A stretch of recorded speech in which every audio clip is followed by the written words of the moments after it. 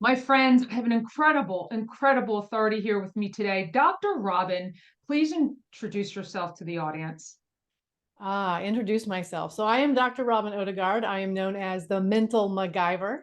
My Ah, doctoral degree is in organizational business psychology with a concentration in sport and performance. I've done a TEDx talk. I've written 3 books. I work with executives, founders, celebrities, and athletes to help them create success out of chaos. wow. Creating success out of chaos. That is something that truly we all need. And to summarize that in the time that we have together, we agreed in the green room that we were going to focus on the 5-point paradigm, Dr. Robyn. Let's talk a Mhm. little bit about the importance of that and how we can start creating success in our lives. Absolutely. So the first thing that I like to ask a client is, what do you want to be different? And that is such a better question than what's your dream? What's your vision? What's your goal? Because those are so big and overwhelming. But if I say to you, what do you want to be different? Anyone can answer that question. Mhm. I love that. So what's another tip? That's beautiful. So once you know what you want to be different, then you can start working on, okay, what's your strategy? How are you going to get there? And you can do that by doing problem deconstruction, which means you start with where you want to be and you work backwards. You kind of look at what would it have to happen for us to have gotten there? So you can work backwards. That's called backcasting if you do it from the positive end. Oh, it worked. Yay. So do backcasting, figure that out. But then the other option is you can do a pre-mortem, which is, it didn't work. Something got in our way. And you figure out what was that something that got in your way. And that helps you avoid whatever that something is, and it allows creativity to be involved. So that's step 2 of the 5-point paradigm. So let's give an example of that. Like, we won't mention any client names, but how they were able to backcast or reverse engineer a process that Mm-hmm. helped them get to that level of success. All right, so here's an example. Client has a employee who's been toxic, but through COVID just let it slide because they're working from home. It doesn't much matter. Now back in the office, toxic employee, big problem. So first question, what do you want to be different? Well, I want this employee to not be toxic. And I said, well, I think what you want is for the toxicity to not be in your office, because you were okay with them being toxic when they weren't in the office. So there's a couple of options. So here's where we start doing, what do we want to be different? Do we want this employee to not be here, as in not work here? Do we want this Right. employee to not be here, as not be in the office? Or do we want this employee to change? So those are kind of the 3 solutions that we came up with. So then we looked at, okay, problem deconstruction, backcasting. We got successful at this. Ideally, the employee changes. All right, what does that conversation look like? What happens? It works out. She takes it well. Okay, yay. That's one option. Right. Other option, we go to talk to her. It does not work out well. She does not take it well. Worst case scenario, she quits. The whole thing blows up. So that's an example of how you might be able to do this problem deconstruction. I love that. Thank you for sharing that example because you approach it from both sides, right? Mm-hmm. Things go well or things don't go well. And Okay, then so you that can was step. practice it. Yes, and practicing saying things out loud is so important in understanding tone and gestures and everything. So, what's the next step? Okay, now we know what we want to have happen. We understand what could or could not go wrong, what it looks like it Yes. goes right. Now we need a tactical plan. This is where we figure out, what skills do I need? What knowledge do I need? What kind of process do I need? Do I need to hire people? Do I need resources? What does that look like? So in the example Mm, we're using, this is where we start practicing. Do we have the skills? Do we have the words? What do we want to say? Do we have the evidence? What have you seen or heard that makes you believe that this woman is toxic? That kind of thing. That's what comes into your structural tactical plan. I love that because it's facts. We're not Mm-hmm. we didn't say the word emotion, but pretty much what you get to is what Mm-hmm. are the facts of the situation. So, where is the toxicity? Where is it? Where does it lie? Is it in our heads and how we perceive this Right. person? So I Mm-hmm. love that approach. What's the next step? All right, step 4. This is where I spend almost all of my time. This is where psychological barriers is kind of the headline.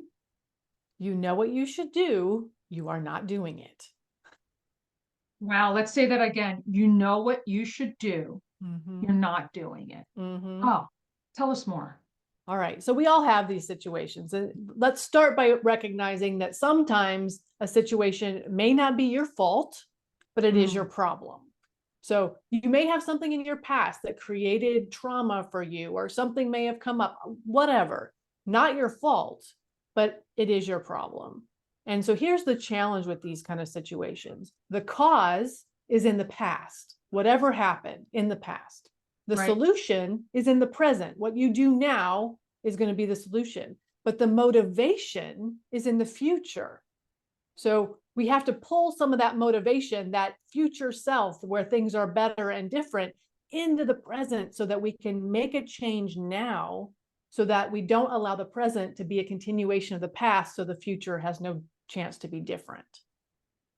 Wow, that is so much to take in, because I think, correct me if I'm wrong here, but we all have a lot of trauma personally and professionally. We have childhood trauma, and we might not know that these events, things people have said to us are holding us back. So I really understand now why you take the most time in this step.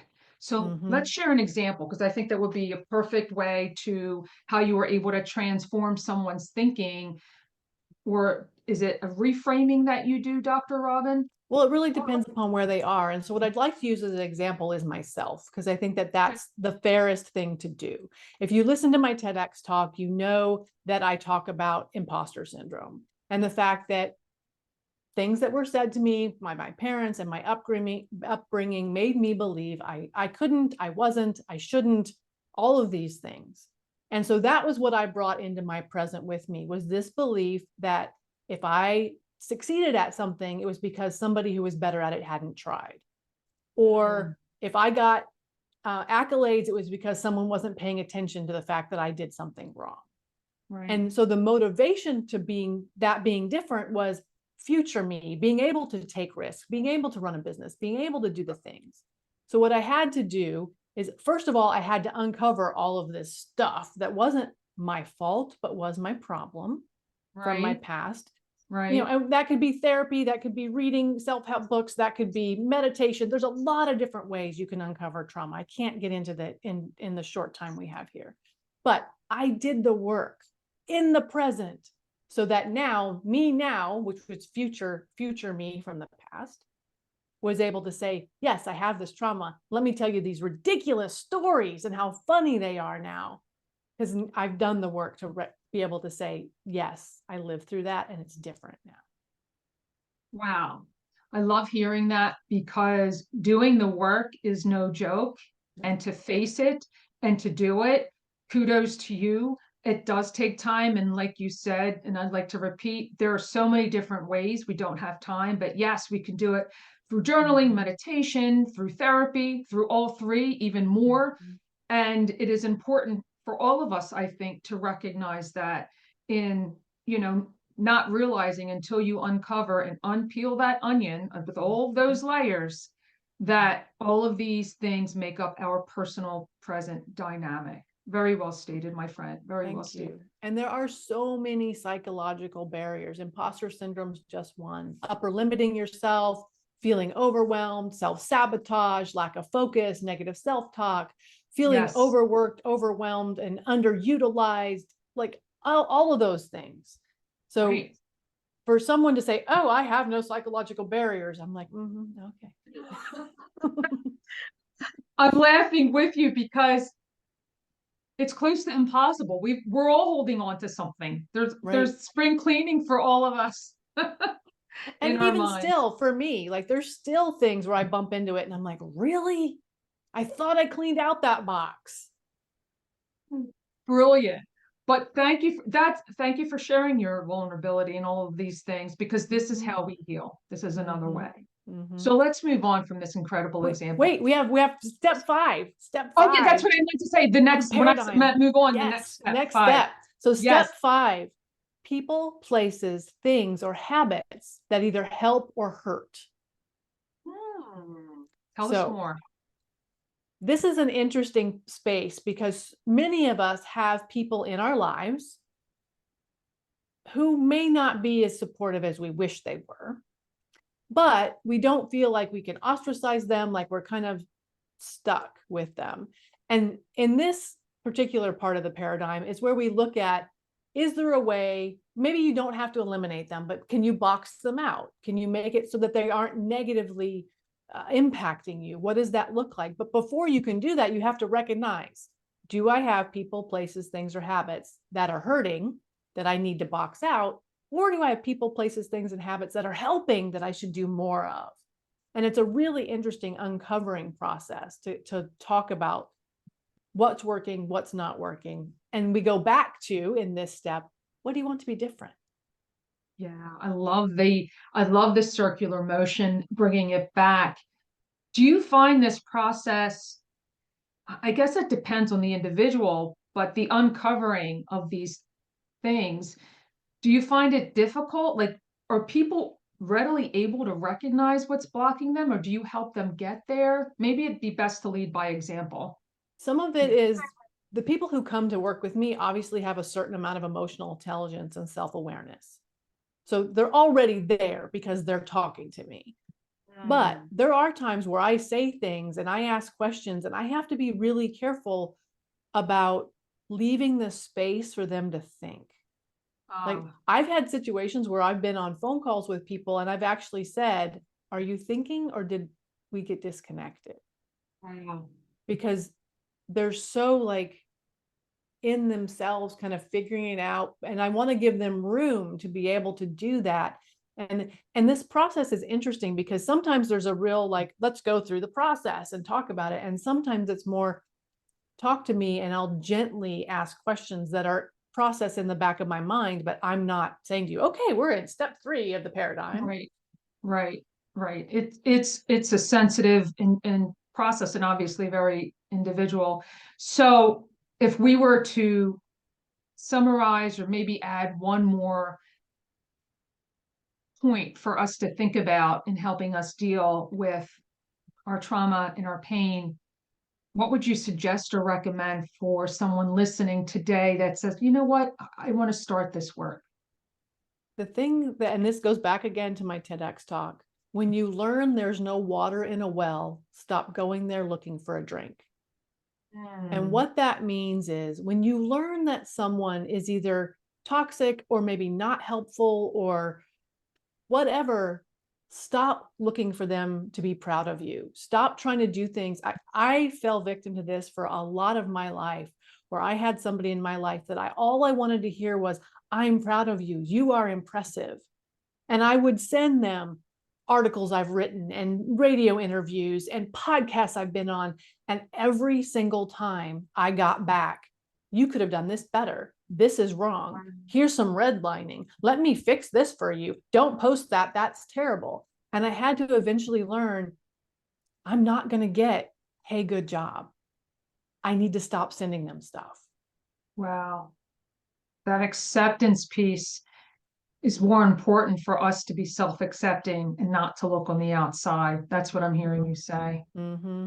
That's brilliant. Thank you so much. And I will absolutely put a link to your TED Talk in the show notes because it's pleasant, it's easy to watch, and it's you. It's only 6 minutes. And it's only 6 minutes. I did notice that. So I will absolutely put the link. But in all this incredible work that you get to do, Dr. Robyn, is there a favorite piece of clothing or accessory, and how does it make you feel? You warned me that you were going to ask me this question. And you know what's funny for me? I have clothing for different things. So I have work clothing, like this is obviously work clothing. I have gardening clothing. I have bike riding clothing.